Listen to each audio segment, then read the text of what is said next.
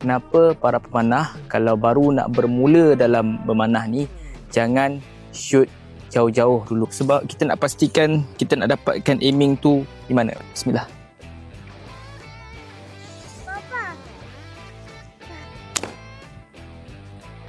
Okey, tu yang pertama, kita dah dapat kuning. Kita nak pastikan body form kita betul dan juga anchor point kita betul. Kita cuba lagi sekali. Bismillah.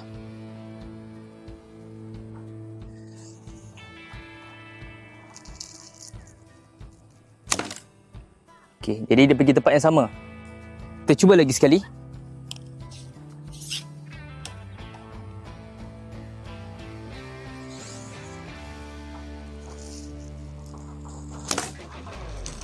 Baik, ini adalah contoh grouping yang baik lah.